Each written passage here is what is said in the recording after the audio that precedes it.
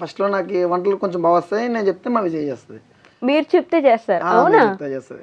నిజమా? నిజమక్క. మీరు పుట్టింట్లో వంటలు నేర్చుకోలేదు? లేదక్క. మా పెళ్ళప్పుడు మా విజయ్కి రొట్టెలు తప్పితే ఏం రావు మేడం. పెళ్ళి అయిన తర్వాత కూడా ఒక నెల 2 నెలలు నేనే నేర్పించిన కొన్ని. అవునా? మా కల్లా రొట్టెలు ఫేమస్. అమ్మాయిని ఫస్ట్ అబ్బాయి జిన్ని పోతే ఫస్ట్ అడిగేది వీళ్ళు ఏమడుగుతారంటే అమ్మాయికి రొట్టెలు వస్తాయో రావని అడుగుతారు మేడం. రొట్టెలు వస్తాయి రావనా? రొట్టెలు వస్తాయి. వంట వస్తుందా రాదా కాదు? మెయిన్ రొట్టెలు.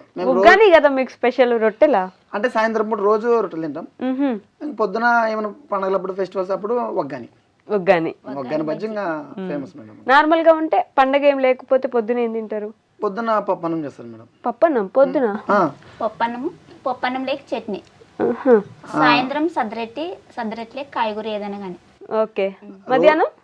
మధ్యాహ్నం పప్పన్నమే మేడం. ఇంకా మళ్ళీ పప్పన్నమే. అంటే పొద్దున పప్పన్నం చేసింటారు మేడం, దాంట్లోకి ఏదో పచ్చడి చేస్తారు.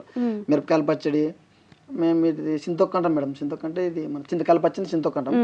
ఆ పచ్చడి, ఎల్లిపాయ కారము, పల్లీల కారము ఇవి ఉంటాయి మేడం రోజు. ఇవన్నీ కొనుక్కునే పని లేదు కదా మీకు, చింతకాయలు అంటే తోటలో దొరుకుతాయి మేడం. ఇంకోటి ఈ సద్దరెట్లు, జొన్నలు ఇవి మా పొలంలోనే పడతాయి మేడం. కందులు ఇవన్నీ అసలు కొనుక్కోము మేము. బియ్యం కూడా అంటే బియ్యం ఒకటి తీసుకుంటాం అంతే.